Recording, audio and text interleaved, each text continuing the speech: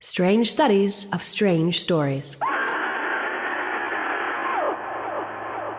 After Elizabeth ultimately died, it was inevitable that many people should come forward with counsel, and doubtless equally inevitable that the counsel be so totally diverse. There were two broad and opposed schools. The first considered that Stephen should treasure the memory, though it was not always put like that, for an indefinite period, which, it was implied, might conveniently last him out to the end of his own life. These people attached great importance to Stephen not rushing anything. The second school urged that Stephen marry again as soon as he possibly could. They said that, above all, he must not just fall into apathy and let his life slide. They said he was a man made for marriage, and all it meant.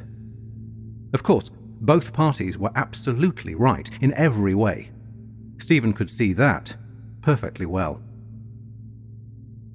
Those were the opening lines of The Stains by Robert Aickman, a story that comes out swinging with a paradox, two opposing contradictory ideas that somehow coexist against all logic and reason. Welcome to Strange Studies of Strange Stories. You can find us at strangestories.com and, of course, Patreon. This show exists in both places at once because this is our free show for February. I'm Chad Pfeiffer. And I'm Chris Lackey. And in honor of Valentine's Day, we wanted to have a love theme this month, and nothing says romance like Robert Aickman. We're going to be covering Aickman all month, with one exception next week when we'll be discussing a story Aickman particularly liked, How Love Came to Professor Gildea by Robert Hitchens. So 2 Roberts, 1 month, and only subscribers to our Patreon will get to witness it all. We will also be joined all month by our reader, Greg Johnson, whom you've just heard. Greg is an amazing actor and an artist, as well as an Aickman superfan. Please check out his Etsy page. He makes amazing props, things that you just can't live without. He's super at everything. Visit his Etsy store. We'll link out in the show notes. Thank you, Greg, once again for lending us your talents. Now, if we're going to be reading Aickman, I know 2 things. 1,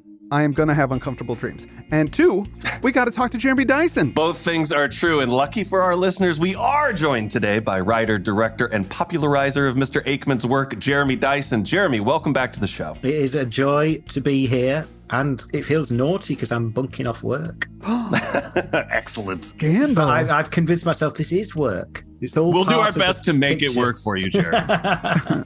Jeremy, you've got a new book coming out soon called The Warlock Effect. I've got an early copy of it. I've almost finished it. I freaking love it. Please tell people about it. Okay, so The Warlock Effect, which is published in the UK on April the 13th by Hodder and Stoughton. It's a Cold War thriller. It is about a gifted magician, Britain's greatest magician at the time, who gets recruited by the British Secret Service to help them out with a Cold War espionage plot that takes place across Eastern Europe. All is not as it seems. Yeah. Embarks on his mission. Everything about that sounds great. It's been a joy. It was a joy to write. It's co-written with Andy Nyman, who I co-wrote and co-directed Ghost Stories with, and it's we had a great fun doing it. It's great. One of the things I just really dig about it, I can't say too much because it'll spoil things, but it's about not just a magician, but his entourage, what he calls a brain trust. So when he's got to figure things out, he's got this whole group of people that help him do all this cool stuff. So it's kind of a Houdini's Angels setup. But a little bit of the A-Team as well. Oh man, sold. Well, I'll definitely be picking that up. Is there going to be a stateside release? Hopefully, yes. I mean, it's all of that's in flux at the moment with the world rights sales and what have you, but ultimately, yes. Well, excellent. Folks, keep a lookout for The Warlock Effect. Pick it up in April, if you can, if you're in the UK. We've also got a musical guest on this episode, Fordell Research Unit out of Edinburgh, who I discovered in an interesting way. Within the story we're reading today, The Stains, there's a book titled Lichen, Moss, and Rack, W-R-A-C-K. I looked it up wondering if it was a real book, and I don't think it is because I could not find it, but I did find an album on Bandcamp called Lichen, Moss, and Rack. It had 1 track on it called The Stains, and the description of the track was made to be played on loop whilst reading the short story The Stains by Robert Aickman. Wow. So I wrote Fordell Research Unit and asked if we could use it. The artist behind the work, Fraser, wrote back and said, fill your boots. So that's what we heard under the opening reading, and we'll hear throughout this episode. We'll link out to Fordell Research Unit in the show notes. Lots of great ambient soundscapes available there, so please check it out. this story, The Stains, was first published in friend of the show, Ramsey Campbell's anthology, New Terrors, which came out in 1982.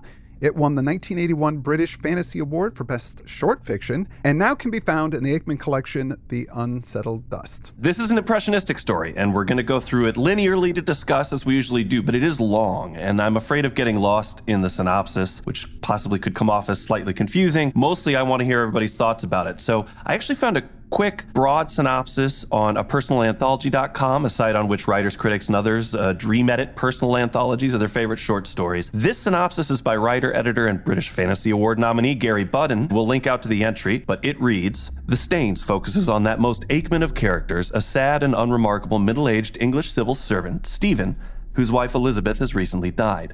Bereft and unsure of what to do with himself, he takes a leave of absence from work to stay with his brother in the north, who has published 2 important books on lichens. Stephen, perturbed by his brother's wife, begins taking long walks on the moors, and one day he meets a young woman named Nell, who is collecting mosses and lichens.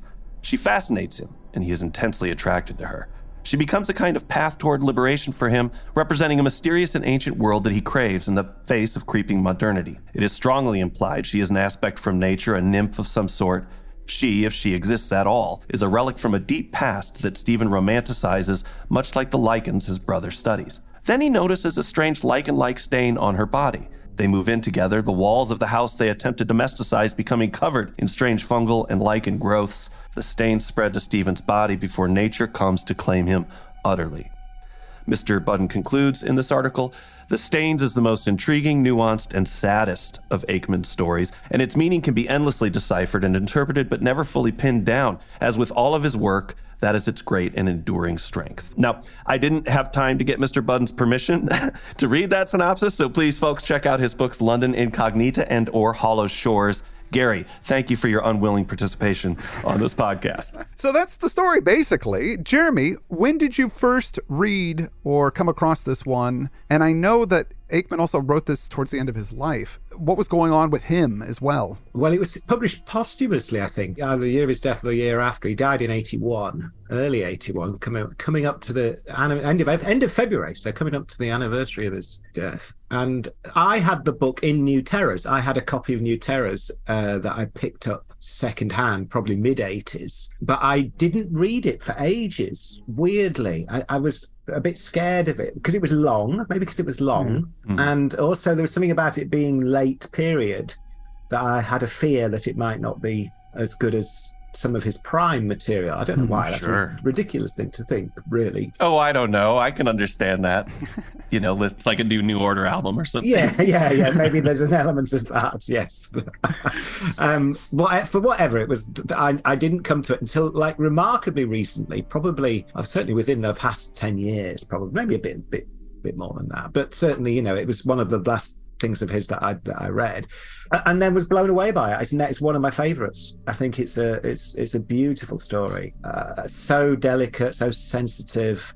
It's kind of everything. It's all of his themes are kind of rehearsed in it, and it's poignant because it's obviously so much about his own mortality, even though it's written about the death of the lead character's wife is what kicks the story off. He had cancer, as far as I know, and it was quite a sort of elongated, drawn out affair for him. So he must have been writing it under that shadow. Ramsey could probably tell you more about that, but that's what it feels like. That's what it seems like when you read the story. Certainly, it feels like somebody dealing, you say it was an elongated process, and so much of the story is about elongating time. Can you make a short amount of time feel very long? Can you throw the clocks out and try and enjoy the moments and stretch them out? So I think it had that sense of mortality throughout that really gets to you. A lot of his stories scare me, whereas this one got under my skin in a pretty sad and different way. But let's just dive into it. It begins with the civil servant, Stephen, who has just lost his wife, Elizabeth. His marriage was pretty important to him, and the relationship kept him grounded and gave him a place. They never had kids, though they tried to, and she was herself sick for a long time, and then she finally passed away. Now, he's taken some time off work and left London to go stay with his older brother, Harewood, up north. Not specific, I don't know if it's Yorkshire or not, but there's definitely a lot of moors. His brother is a reverend at the parish in the town that they grew up in. His father was the reverend before, and his father before him. Harewood is an amateur/celebrity lichen enthusiast. Harewood also has an adult son that seems to have disappeared in Nepal, which was a kind of a strange side fact that never gets addressed again. Yeah, well, there's lots of curious facts, as always, with Aickman about that. Just Harewood, as well as a character, and his circumstances are so almost like a mirror to Stephen, the protagonist's own. He feels like a device as much as he does a character, in the best possible way, not in a flimsy way. He's there as counterpoint. It's very musical sort of thing. Yeah. And the missing son, the fact that he's not the only sort of disappearance, because Harewood's wife disappears as well. I'm sure we'll come on to that. But she just quietly goes off stage in a not dissimilar way. It's all part of, mortality is obviously one of the major themes of the story in all its forms. And so it's part of that picture, definitely. But the bigger theme across the whole story, which is an Aickman perennial, is the rational life versus the irrational, or however you want to express that, the conscious life versus the unconscious life. A theme that becomes more and more pertinent to us with every passing year. And I think that, one of the things that accounts for Aickman's enduring appeal as a writer is that there was an element of prophet about him. He saw what problems were with the modern world, and that was one of the things he was writing about and responding to. And this story is a collection of all of that. Agreed. And certainly it articulates how we live in the real world, and we also live in the world in our heads simultaneously. Yeah. Completely agree. Yeah. Just jumping in on the North, it's very interesting, isn't it, that the North is this almost mythical space. The fact for a writer who's so good on detail and specificity and tiny little details, the fact that he leaves that vague, as he does often in his stories, which I think is deliberate. It's about creating a very dreamlike, ambiguous space that it's technique, that the reader then creates his own space that fills that. And it works really, really well. I mean, I absolutely see it as the landscape around where I live, which is as do I. Yeah. So we're on the other sides of the same moor, aren't we? So we know it well, and it's very easy to imagine these events up on Ilkley Moor / Rombold's Moor, whatever you want to call it. Well, it was interesting that the North represented this kind of fantasy land now I believe that his brother works, it's a lineage, right? Their father ran this church and their grandfather ran this church. So I assumed that Stephen grew up here, or it would have been very familiar with the area. And he's made this trip many, many, many times, and yet it still seems unfamiliar to him, which was a strange way to present the environment. There's also that aspect, too, when one moves away from home and they come back and things change. It's never the same place, and you can never go home. That, I know it's a bit cliche, but maybe there is a bit of that in this as well. It's all bubbling under the surface, isn't it? It's part of the strange picture that he paints. As he visits his brother, Stephen likes to go on these walks on the moors rather than hang around the house with his sister-in-law, Harriet, who he feels a bit unease with. Yeah, he refers to her as a restless woman, jumpy and puzzling, the reverse of all that had seemed best about Elizabeth. So again, we have that mirror image of his deceased wife. And I was already obsessing about dualities in the text just from that opening, that he's a city skeptic, whereas his brother, as Jeremy said, is this country reverend, like a mirror image of him. The brother's wife is the reverse of his wife. There was even small things like he was seeing a half Sudanese doctor that he couldn't really understand in London. And later, Harriet recommends a West Bengali doctor for him. So there's these two foreign physicians in the text. And of course, the dominant imagery in the story is of lichens, which are a dual life form, a symbiotic partnership of fungus and algae, two things simultaneously working together. It's very clearly threaded throughout the text. In fact, Aickman himself calls out some dualities later on in the story. It's something that he's well aware of. Well, I think that goes back to what we were just talking about, which is that returning Aickman theme of the rational against the irrational. The thing that I find really interesting is there's an English writer, thinker, philosopher called Ian McGilchrist. I don't know if you're aware of him. About 10 or 12 years ago, wrote a book called The Master and His Emissary, which is a popular science / philosophy book, and recently he's kind of done a sequel to it, which is this enormous 2-volume sort of 1,500-page work called The Matter with Things. And his whole thesis is that everything is about, we have, our brains have evolved with two hemispheres. The left brain is very logical and rational and governs all our rational detailed thinking, and the right brain is where our creative, intuitive, perhaps unconscious side is located. And McGilchrist's thesis is that from the Enlightenment onwards, so for the past, in the West, for the past sort of 400 or 500 years, the Enlightenment scientific revolution is a very left brain driven phenomena. And that what's happened in our culture is that everything's got out of whack and that we've teetered too far into the logical and the rational. So to the extent that that's the only legitimate area to be, and that everything on the other side of it is kind of stuff and nonsense and derided or just completely ignored, deemed to be childish or primitive or of no importance.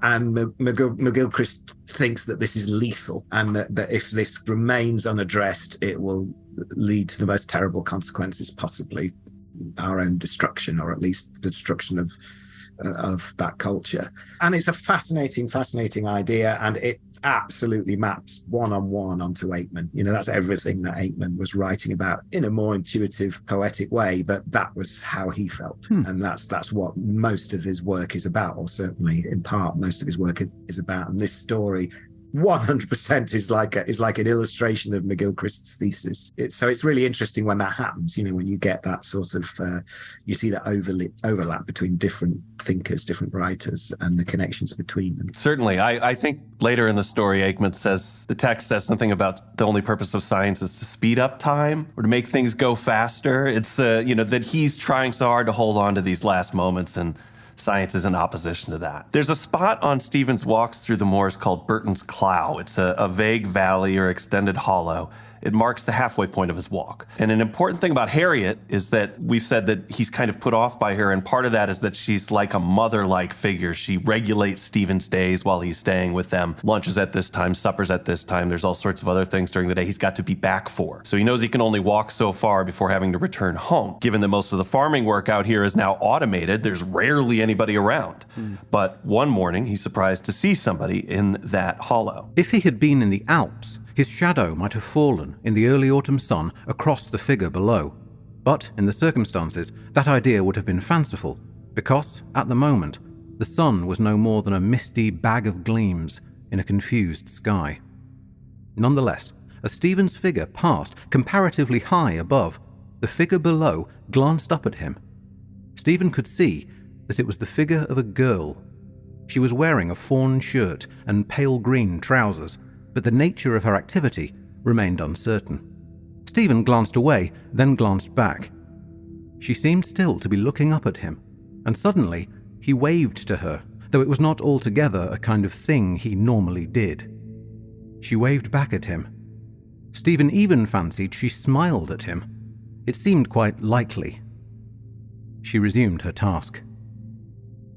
I underline, the sun was no more than a misty bag of gleams in a confused sky. It was a surprisingly sort of playful construction for Aickman, I thought. But a fairly accurate depiction of most of the sky here up in Yorkshire. That's true. Now, Stephen is attracted to this girl, but he walks on, and he makes sure to circle back a little bit later to see if she's still there. He's playing it cool. I really felt for him and his nervousness. He's a little adolescent in a way because he's been married so long. She sees him and says, "Are you lost? Are you looking for someone?" And I felt like this was some clever dialogue that could read as an offhanded greeting, or it could be about his entire life. He responds, "No, I'm really just filling in time. Thank you very much." He explains that he's staying with his brother. She says that she's collecting stones for her father because he's into moss and lichen. And Stephen thinks, oh, here's my in. My brother is lichen famous. He's a lichen authority. And she says, oh, my father's not an authority on anything. And she says that she lives nearby and tells him that there's a spring that's up in these moors around here, and he's never heard of it before, which is surprising to him. And he gets her to agree to meet with him the next day so that she can show him where the spring is. Her name is Nell. He writes a little reminder note of the time and the date and gives it to her, and she puts it in her breast pocket, and that gets us into the next section. The next day, he finds her, and they walk together to this place. He's completely out of breath by the time he gets to her because he's a little older. I mean, I think he's in his 50s, maybe. As an older guy, he's, of course, worried about coming off that way, and so he's trying to hide his exhaustion. And they don't really ever specify how old Nell is supposed to be, but I get the impression she's in her 20s. Yeah, although at times there are moments when she might even be younger. I mean, he definitely uses the word girl, and she's, there's a sort of, if not in years, in feel, and that sort of adolescent feel to her. Or So she could just as easily be late teens. I mean, remember, it's written in the early 80s when that still didn't carry the problematic overtones that it does now. Sure. So he's coming from a more romantic place with that. I think it's probably worth contextualizing that as well, I think. Sure. And while we're on it, that is another a recurring Aickman theme, is that age gap. You know, Aickman's one of his most famous stories, Ringing the Changes, is about a couple with a great age gap between them, Gerald and Fryn. In Ringing the Changes, Gerald is probably about Stephen's age and Fryn is 21, 22. And that was something that is worth noting. That age gap was from his parents. There was that kind of age gap between his own mother and father. Without playing crass amateur psychologist about that, it's worth noting. It's something that recurs in his stories and finds its echo in his own life. Yeah, but not necessarily just men either. In Mr. Miller, there is an age difference in a relationship where he's an older woman. Also, I think in Swords, he's a very young guy as well, and he gets involved with an older more woman. Experienced. Yes. Yeah, that's true. So yeah, that dynamic is something that he returns to. You're right. I can understand my parents had a 20-year age gap, and it has shown up in some of the things that I've worked on as well. But it also reminded me of John Wyndham, who also seemed to have those kinds of things going on because he was an older guy who married late in life. And of course, one of his novels, Trouble with Lichen, features lichen. and the lichen in that story directly affects age, and particularly female aging. So that's interesting as well, isn't it? I mean, of course, Aickman would have been aware of that book. That book was written in the early 60s, I guess, and if not before, and 20 years probably before this story. So it was floating around as an idea. When he sees her, she's wearing the exact same clothes that she had on the day before. She seems to have grown up in the area and still lives on the moors. She doesn't really know much about modern life from their conversations. He tells her that he's the recent widower and a civil servant, and then she says that her father says that all politicians are evil. And he goes, well, I'm not a politician, I'm a civil servant. That's a different thing. She then drops that her father can't read because he doesn't have eyes. Not that he's blind, he doesn't have eyes. And she doesn't elaborate on that ever, which is really creepy and awesome. And she also says that she's never with him by day, only at night. Even though it's warm out, she says she sleeps in front of a fire. Quote, "Father always likes a fire. He's a cold mortal." Firstly, that line, it's so interesting that he left that in. Father always likes a fire. He's a cold mortal, because it's going to be contradicted when we get to the story's end. Yeah. That's the last thing he is. You know, he's presented very much as a spirit, certainly not a mortal. So on a technical level, it sort of feels like something from a first draft when Aickman's writing it and doesn't yet know where he's going or what the resolution's going to be, and then gets to the end and goes through his process of drafting, and the idea evolves, but he's chosen to keep that in.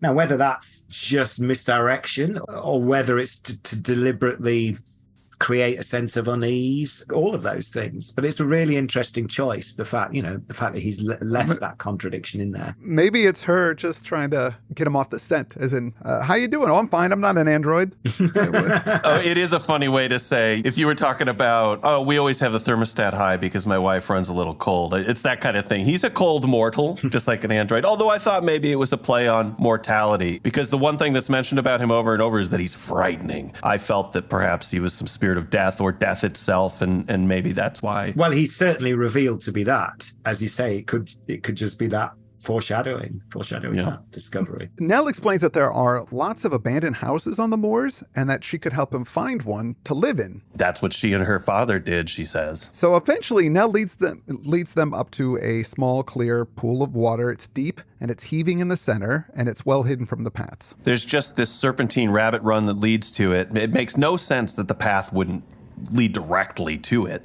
He imagines that all rivers in Britain must flow from here because it's so clear and pure. We came across a bottomless pool like this only a few months ago, and we covered one other by Manly Wade Wellman. I was wondering, what's the significance of this bottomless clear pool? Within the story, it's a plot device on the superficial level, and that gets paid off really beautifully in the denouement, because it's the coroner speculates that it's the cause of Stephen's death, or if not the coroner, other people around when they're trying to work out what killed him. We'll obviously come on to how he ends, but the idea is that the pool is bottomless. Genuinely, it's an abyss. He looked into it, and the shock of it killed him. The shock of staring into the abyss. So this, it's pure Nietzsche, sort of Nietzschean idea of staring into the abyss and the abyss staring back into him. But there's also Lovecraft in there. There's a sort of cosmic horror, the idea of looking into infinity and it just being unbearable to a mortal, and so overwhelming that it literally kills you when you have to confront the true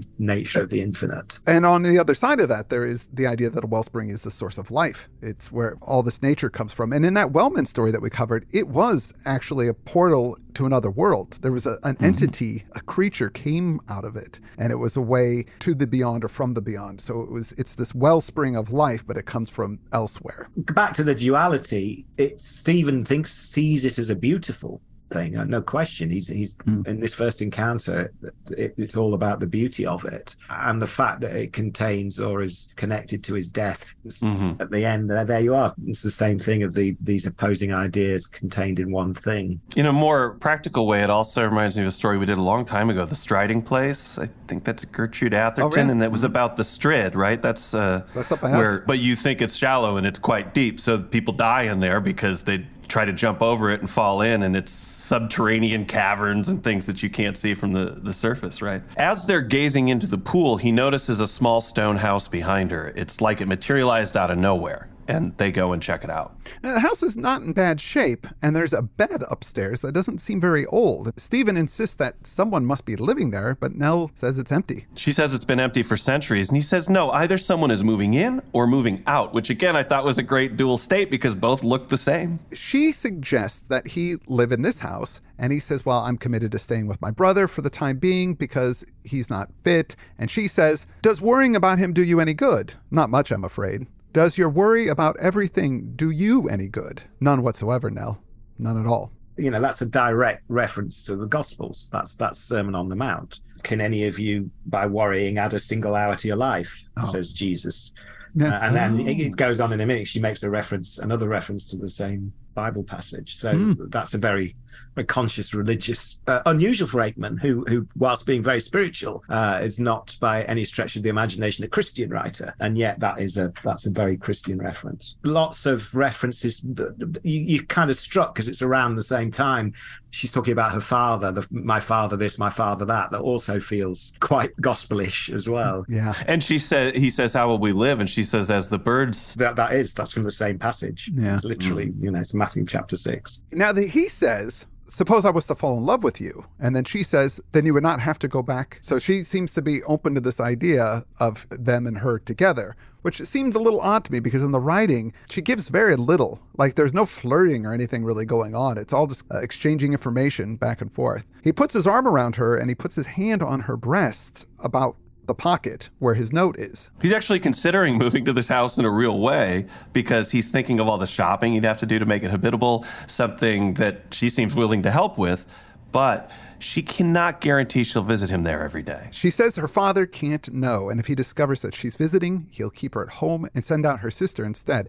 He has powers. He's very frightening. Well, he finally makes his move. He kisses her, and they return upstairs. It says it would perhaps have been more suitable if he had been leading the party, but that might be a trifle, which I believe means she led the way upstairs to the bedroom. Mm-hmm. She's both expectant and resistant, lying face down on the bed. He begs her to turn over, and when she does, it says he saw that her eyes were neither closed nor open, neither looking at him nor looking at anything but him. And later it says he couldn't make out whether she was taut or relaxed. Everything is in a Schrodinger's cat state in this story. There's more McGilchrist for you, more left brain, right brain. And the other place that idea emerges is the yin and yang symbol, where you have the white paisley and the black paisley in perfect balance, both with a little dot of the other contained within them, which is another symbol of the necessity of balancing the rational and the irrational to live well or to live properly. Balancing the order and the chaos is another way of expressing that idea. So yeah, all of that is on point.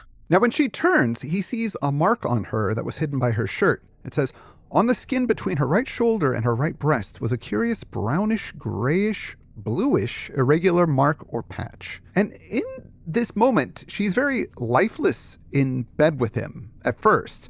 but then she takes over. He says she was like a Maenad or an Oread, which is a mountain nymph. A Maenad, by the way, is a disciple of Bacchus. That would be going wild with passion. Yeah. It said she had unusually shaped ears at one point, too, so I thought, okay, is she actually a nymph? At the end of the section, it says, Nell's flawed body was celestial. Nell herself was more wonderful than the dream of death. Nell could not possibly exist. So is the author just telling me? Yeah. Well, and also, isn't it? I mean, stop and look at that sentence. Nell herself was more wonderful than the dream of death. I mean, we've got to interrogate that. What's wonderful about the dream of death? There's an inversion for you. Obvious that death is a wonderful thing. For some, if life isn't joyful, it is an escape. And so I guess he's not in a very happy place. So for him, death is something that he is looking forward to. Him saying that Nell could not possibly exist. Does she not exist? Maybe she's a figment of his imagination and this isn't happening at all. After the deed is done, he asks about her sister, and she says, oh, she's not like me. You wouldn't like her. She's referenced that she has a sister before. It seems like a common young girl's response. I'm totally different than her. But it's more than that. It says she's made quite differently and that they call her different things at different times. So we have some thoughts about the father, but what's going on with this sister? Another side of the coin, or the triangle, really. And he's playing, technically speaking, he's playing the same game. It's another unresolved detail that goes off like a little bomb in your imagination because he gives you just enough to conjure with and to play with. What does that mean? And, you know, it's one of the most powerful things about his writing that makes it work so well is his judgment about when to do that and how much or how little to give you and know that it will still have an impact and have an effect is always spot on. And that's the case here because it all makes sense. It's sort of within its own dream logic. You completely, it doesn't throw you. It doesn't feel like nonsense. It rather feels like a well worked out myth or fairy tale. Yeah. And that just adds to the unease and yet the strange plausibility of what Stephen's going through. And it scared me a little bit. You know, from somebody I think of as a horror writer, this was such a literary story, and yet this character who never shows up scared me. Oh yeah, definitely. No question. It's properly creepy, unsettling and uneasy and just makes you ask so many questions about what the is going on. Now, he tells her that they will meet there tomorrow and begin settling down. She warns him she might not be able to make it. Her father can't read books, but he could read minds. He knows he's got to get back to the rectory or Harriet's going to have the police out looking for him. He's way overdue. And so they part. But when he gets there, it seems that Harriet, as Jeremy had referenced earlier, has been taken off stage. She had some seizure of some kind and she's gone to the hospital. An ambulance came to get her. His brother doesn't actually know when this happened. He was in with his specimens. And he says, well, to tell you the truth, my watch runs slow. I don't really keep track of time. So again, we're playing with that idea that time is elastic. The two brothers make dinner very badly. Stephen uses the opportunity to say, I'm going to not be a burden during this difficult time. I'm going to go ahead and leave. So he's just thinking about, oh man, this is a get out of jail free card that this went down. I can split and go be with this girl without having to explain anything. And Harewood, his brother, is on board because it's implied he wouldn't mind being a little alone because there's this young servant in the house, Doreen. She's divorced, no kids, younger, a domestic. He's supposed to have some interest in her, it says, which I think maybe there are rumors that he's lustful for her. Harewood has no problem with him leaving, even tells him where he can find a local drunk that will lend him a Land Rover. So again, we have that mirroring of experiences. When Stephen goes to bed that night, he notices in his bedroom that there's a stain on the wallpaper right above his bed. And has this dream that Nell is serving him water from a blotched and blemished chalice. The spot on her that he had seen when they were making love is now infecting his surroundings and even dreams. Speaking of dreams, when he creeps out to get water in the night, he comes across his sleeping brother. This really did my head in. His brother's also dreaming, and it could be that he's having like a lascivious dream about the servant girl. But I wondered, is he dreaming Stephen's experience on the moors? Does Stephen even exist, or is Stephen a fragment of Harewood's imagination? Because it says he's murmuring, turn over, no, right over, you can trust me. It's beautiful, oh, it's beautiful. Again, it's that please turn over, which had happened in the previous scene. I mean, and that's, you know, well, it's, as you say, it's more mirroring, it's more presenting Harewood as this counterpoint or this rhyme, if you like, to Stephen's experience. And in doing that, it sort of emphasizes more of what Stephen's going through and just the strangeness of the whole thing. And yet, as always with Aickman, at his best, it feels there's something believable about it. It has this plausibility that we've already referred to. It's akin to the sort of strange experiences that people will tell you about, odd coincidences.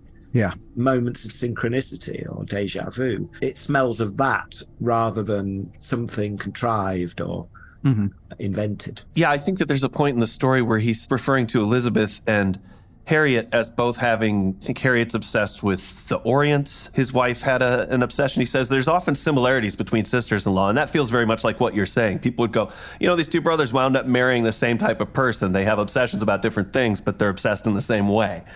A duality you would find in life. Now, the next day, Stephen gets this Land Rover, gets some supplies, drives up to the house, and she's there. It's almost as if he can't believe it's happening. It says, they unloaded the Land Rover together as if everything were perfectly real.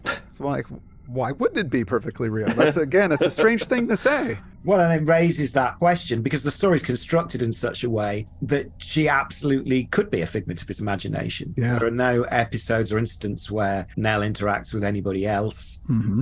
Stephen's always alone with her. Even later in the story, when they move out into an urban environment, she's only ever with him. So that must be deliberate on his part to give you the space to ask that question. To wonder about that. You could certainly read the whole thing as happening in his head, and it makes perfect sense. Unlike many of his other stories where that's not the case, where the strange events are definitely witnessed unequivocally by more than one person. Yeah. That's a definite choice on his part. Now, Nell tells him that she's run away from home, and she asks Stephen to take care of her, which is, I thought, very strange to say, because she doesn't need anybody to take care of her. In fact, out here, she'll be the one that's really going to have to take care of him. Is this a role that she's playing? Well, I think she's fulfilling his need. I think she knows it's what he wants to do. So in that sense, yes, role playing in the positive, playful sense of that. That he needs to take care of somebody. He needs to be the man in the relationship, what that means to him. And she's going to let him do that. Yes, which is an act of kindness, you could say. Yeah. Of that consideration. Now, he actually physically carries her across the threshold, even though she seems stronger and in better shape than him. Over the next few weeks, they have this ideal life. She washes her clothes in the pool and walks around naked. Clothes that she says that she just found. No follow-up questions to that? No, he might have had some earlier, but I think at this point, Stephen is learning to unlearn time. He's learning to unlearn preconceptions. When he's pondering how well this is all going, he says things do not go like that in real life. So he's just trying to ignore what we decide as real life. And she's supernaturally good at housekeeping and foraging and fixing things. Yeah. I kept thinking of that trope. She's the ultimate manic pixie dream girl. There's a great take on this story on the site Tor.com, an early sponsor of our show. They have a series called Reading the Weird by Ruthanna Emrys and Ann M. Pillsworth, and they both give their takes on this story, which I'll link out in our show notes. It's very much worth a read if you're interested in this story because, as you might imagine, it reads differently for a female audience. Sure. They vary in their takes on it, but one of my favorite quotes is from Ruthanna, who writes, "Part of my dissatisfaction with the story stems from the story's treatment of its women, who are deeply symbolic but can totally be counted on to cook and do the dishes." Which is funny, but also you could also see it as a critique of men. Oh yeah, because they're useless at it. They can't cope without the women, which is always my wife's observation. But, even when we're trying, it's fairly pathetic. Stephen decides that he and Nell have to go back to London so that he can quit his job and get his pension. Surprisingly, she's able to go with him on the bus back, the dirty, splotchy bus back. I thought she might only be a spirit of the woods, so the fact that she was going to London surprised me. What surprised me even more, or maybe less, is that she's a perfect travel companion, never complains. Even when the bus stalls and they have to go out and wait on the side of the road, she's totally cool about it. This is truly impossible. When they get back to his place in London, he finds a package left, a book that was meant for his brother. It's a book about lichens and moss. And there it is, Lichen, Moss, and Rack, Usage and Abusage in Peace and War, a military and medical abstract. And then here's an interesting local fact. On our moor, on Ilkley Moor, is one of the few places that something called, is it sphagnum moss? It's called, it's a particular type of moss that is used in war. It was used as a dressing for wounds. It's got very high natural antiseptic properties. So it may be gesturing in that direction. Yeah. Oh, how interesting. So then if you have these splotches and patches on you, that could be a good thing because those are healing you up. More duality. Yeah. There you go. Wow. Now, when he goes back to the office, he sees his coworkers, he's welcomed back, but he's told to get over the death of your wife, best thing to do, lose yourself in your work. All you need to do is just throw yourself into work. Don't think about anything. Just keep busy. He doesn't tell them right away that he's going to leave, that he wants to retire. It doesn't feel right for him to break it off right away. So he just goes to work for a day. Yeah, I also, I think it's Thread is this coworker that says that to him, and I thought he had a good comeback for that when he says, you're talking about yourself, just on a practical level, when he's giving him that advice. Yeah. It's not really for me. That's about you, because he had lost a parent, and that's how he dealt with it.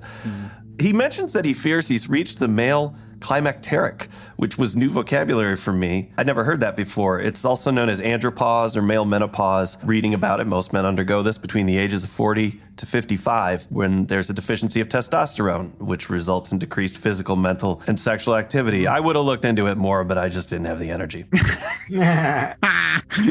There's a bath in the basement of this office, a swimming pool, and one of his coworkers suggests that they go down for a swim because he's not looking very healthy. So he goes, maybe it'll perk you up a bit. When he takes off his shirt, the guy notices something on Stephen's back. He says, the best I can do is that it looks rather like a sort of thing that you occasionally see on trees. I think it may simply be stuck onto you. Would you like me to give it a tug? Deliberate double entendre, where it must be deliberate, where he says either it's something that will just come off with a good rub, which, well, unless it's my dirty mind. No, I thought the same thing. Coworkers going down to the baths together just seemed a little odd to me. Another thing to say is they have absurd names, his co-workers. One's called Thread and the other's called Tremble. Sort of Dickensian nomenclature. I thought so too, yeah. Definitely, he's, the civil service is standing in for the rational world, the world of the everyday, the quotidian, and it's absurd. Yeah. It's an absurdity in the face of mortality. But the fact that in his real life he does have this practice of going to this subterranean pool, I thought was interesting given what he's imagining, or what's happening out in the north. Yeah, and more duality, more rhyming and echoing. Stephen says no to the swim after that because he's kind of wigged out that there's something on him. He gets dressed and goes back home. Seems to put his friend off as well, who says, I don't think I want to swim either, I guess, after looking at that. And they just spend the day drinking. Obviously, Stephen's just going to ignore this. He doesn't go to a mirror and look at it or anything. And that continues on through the rest of the story, that these things are happening and he just keeps looking the other direction. I was just reading an article from a physician the other day who's 70 and was diagnosed with cancer, who was talking about, he was diagnosed with late stage cancer. He's a doctor. He treats these things, but even though he just ignored all the signs in himself. So even in somebody who's an expert at this, it's the human condition to just want to, I don't like what that Nobody wants to look into the abyss, do they? No. Now, when he returns home, Nell tells him that she's been out foraging all day in the city, which is crazy to me. Yeah, how? Dumpster diving, I guess. I think she said she found something on the roof, is what she said at one point. Anyway, the next morning, he notices the house has patches, stains on the walls, more than it had before. As with the stain on his back, he ignores it, heads to work, where he finally quits. Now, his pension is small, but it's going to be more than enough for what he needs, just living out of the moors, living off the land. The office guys make note that he doesn't look well. And with that, he's gone from civil service. The next day, they leave, and he remembers that he wanted to buy her a dress. Right, so they take a little diversion off the road on the way back to the north. He picks her up a dress. They get to their poolside cottage. Finally, they settle. And he's doing what she tells him to do more and more at this point. There's a sense of surrendering that's happening in this last phase of the story. Also, when he removes his driving gloves, he sees that his hands are blotched. So it's spreading not just in the environment, but on him. When she removes her dress, Stephen notices that the mark on her chest and shoulder is gone. Now, things get a bit weird now that they're there, back up north. Stephen begins hearing Schumann, which is music that he listened to when he had sex with Elizabeth. She liked to have this music playing when they had sex. But Nell can't hear the music. Then one night, the music begins to fade, and at its place, Stephen can hear a snuffling sound outside, and he looks out the window. He can't see anything. Nell keeps trying to distract him by holding him, and squeezing him, but he can't stop focusing on that noise. But whatever animal is that? He demanded. She released his hands and curled up like a child in distress. She had begun to sob. "Oh, Nell," he cried. He fell on her and tried to reach her. Her muscles were as iron, and he made no impression at all. In any case, he could not stop attending to the snuffling, if that was the proper word for it. He thought it was louder now. The noise seemed quite to fill the small, low, dark, remote room, to leave no space for renewed love, however desperate the need, however urgent the case. Suddenly, Stephen knew. A moment of insight had come to him, an instinctual happening. He divined that outside or inside the little house was Nell's father. So there we go. We referred to this earlier of the father being described as a cold mortal, and here he is as some amorphous spirit. Who's having a physical impact nonetheless, because he's out snuffling and sniffing around. Yeah. I admit that I thought that father stuff was never going to pay off. It was just Aickman strangeness, but it pays off in a big way here. It becomes like a major threat, and this is pretty dramatic. This is almost like something that would be in a movie. It's elemental and dangerous, isn't it? There's as you say, real peril in there. Funnily enough, the thing it really made me think of was Mythago Wood. In fact, much of the story resonates with that. The Robert Holstock novel. Do you know that novel? No, I don't. I don't, no. That's a wonderful. That's a series of novels, but Mythago Wood is the first one. But it has a lot in common with Aickman in that it's about the bursting through of the mythological into the everyday. And there's definitely an echo of that. It was written after a few years after this story. But there's an echo of this moment to be found in that novel. Now, he asks her what they should do, but she's freaking out. They sneak downstairs, and Nell says that they should just hide. And there's a trap door in the house. There's a stone slab that Stephen never knew was there. And she guides him inside, and she goes with him into this little hidey hole. All the houses have a place like this, Nell explained. They sit in the dark, listening to the snuffling about. He wants to know why they have these little hidey holes, and she says to keep their treasure. And he tells her she is his treasure, and she says he is hers. There's another little touch of the Gospels there, and the warning in the Sermon on the Mount not to store up treasure on earth, but to keep your treasure in heaven. It's just that use of the word treasure that you wonder if that's another deliberate thing on her part, since it's coming from her mouth. There's also a bit about there's a pipe they have to breathe through, which is such a horrible detail and classic Aickman. Because it's so real, because it's so specific that there would be a pipe. Oh God, and suffocating to have to be in a little space, essentially snorkeling. And she says, well, it's dangerous because he may come through the pipe. Yes, exactly. What does it mean? Oh gosh. And she whispers, he's directly above us. He's poised. That's so loaded. That's great. Like poised. It's like he's going to pounce. He's going to attack. He's not an old man. He's a thing. Stephen thinks about how all this feels like he's in some weird opera, and it's bizarrely romantic to him. Yeah, he's thinking of an opera that he'd seen in the past with Elizabeth. It says, "I love you," said Stephen. No doubt the chap in the opera had said something to the like effect, but had taken more time over it. Time. That was always the decisive factor. But time had been mastered at last. "I love you," said Nell, snuggling even closer, manifesting her feeling in every way she could. And we have a break. Some time passed, or hasn't. Yeah, there's a break in the story, and then we get to the last section, which starts with, curiously enough, it was at the verge of the small, lustrous pool that Stephen's body was ultimately found. So it seems days or weeks have passed since he died.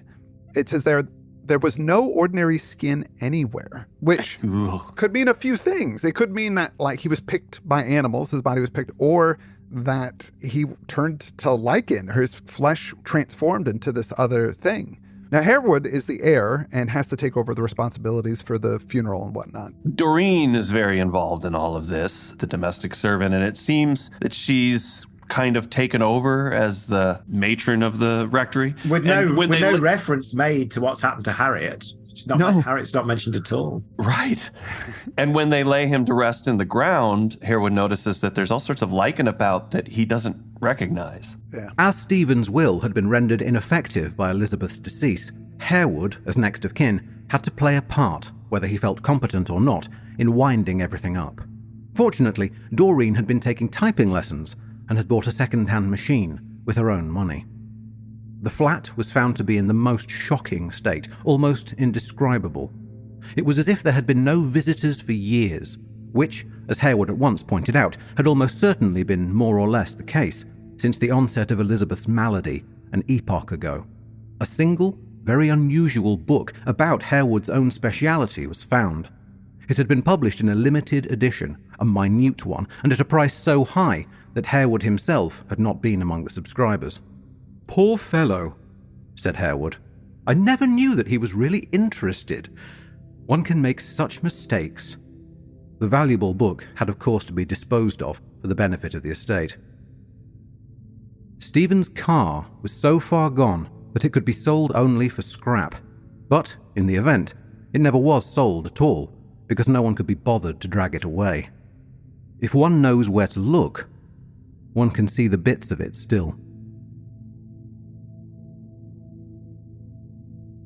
I love that last line because it's such a fairy tale ending. It's like the ending of a folk tale where, an oral story that has grown out of, like the one on Ilkley Moor, where the story about the two prominent rocks, the cow and calf, that there was a giant called Rombold who'd thrown them around so that, when you go up there with the kids, you can say, and look, there's the rocks that Rombold threw all those hundreds, thousands of years ago. They're still there today. Yeah, maybe there's a wrecked car that has been overgrown, and this is the story that was made up about it. Yeah. But there also feels to me a sadder end to it, where everything goes. Everything is going to fall apart. Maybe there's going to be little bits of it here and there left, but even this big, strong steel object is taken away to the elements, and there'll be nothing left. Don't store up your treasure on Earth. That's the thing, because it all rusts. Everything rusts. It's the same thing, same idea. That's all growth as well, isn't it? So that's life just existing in a different form. It's change. And decay. It's not growth, is it? Because it's decay. It's going in the other direction. Right. I mean, it depends from which perspective you look at it, of course. Sure. From the perspective of human culture, the car is broken down. But from the perspective of lichen and life and pure life, it's growth. It's growth, yeah. Just as we are tasty food for the worms and the ducks that eat the worms. As the song has it. Food for ducks doesn't have the same ring to it. There's a couple of things that sort of jump out to me as well. There's this young-old dichotomy tension in the romance that we've mentioned, but there's a thing that's definitely in Ringing the Changes with their version of it, that it's about an older man thinking that he can cheat time, cheat death, cheat mortality by getting himself a younger model, as it were. Sure. Mm-hmm. That somehow is going to buy him an extra 30 years. He's nastily disabused of that idea by the end of the story. This is softer and gentler than that, because this is actually sort of the inversion of it. That story was right at the start of Aickman's career, published in his first collection. Here's this one that was published posthumously. There's something more benevolent in the young person is carrying him away, taking him gently to the grave. There's an acceptance of mortality in it rather than a fleeing from mortality, and that's really worth noting. Yeah, she's not a monster in this, even though she had the stain on her and the stain moved to him. At the end, they're holding each other, saying that they love each other, and she seems to mean it. I guess the father represents death, and it's finally his time. But she's the progeny of death. That's where you get that mythological feel. Sure. It's straight out of the Greek myth, isn't it? But she's benevolent, even though she comes from death. There's another opposing idea, two opposing ideas held together simultaneously. This is a wealth of delights in this story. It's so good. It's so creepy. It's provocative. It's really great. Thank you for recommending this one as well, Jeremy. You picked this out for us, and I'm so glad you did. I really loved it. Oh, well, I'm glad that you both responded to it, because, as I said, it's a favorite of mine and a really beautiful piece of writing in and of itself. Lyrical and poetic and moving and magical. Good story. Lyric, poetical, moving, all descriptions of the readings we had today by Greg Johnson. He's a great guy, and I'm so glad to have him on the show and have him all month. We're going to do, as we said, Professor Gildea, but we're also going to tackle the Aickman story, The Trains. Next up, after Gildea, we have Meeting Mr. Miller. Those are both other stories that you recommended, Jeremy, and we're going to take them on this month since it's a romance-themed Aickman month. I also want to thank Fordell Research Unit. Please go to the Bandcamp page and pick up some of that. Lots of great stuff there. Yeah, I want to thank some of our patrons. Crypto Cartographer, thank you. Alistair Brooks, thank you. The Twins, thank you guys so much. Jason McKittrick, thanks. Angelina Brown, thank you. Evan, thanks so much. And Eric Gordon, my street pizza friend, thank you so much. Those are our stakers, producers of these free shows. Again, folks, if you're interested in what we're doing here, please subscribe via our Patreon, but this one is for everybody. And of course, finally, we want to thank you, Jeremy, for coming on the show. Please, folks, pick up the book, The Warlock Effect. Thank you very much, guys, for having me. It's a pleasure as always. And with that, I'm Chris Lackey. I'm Chad Pfeiffer. And I'm Jeremy Dyson. And you've been listening to Strange Studies of Strange Stories at strangestudies.com and Patreon. Strange Studies of Strange Stories.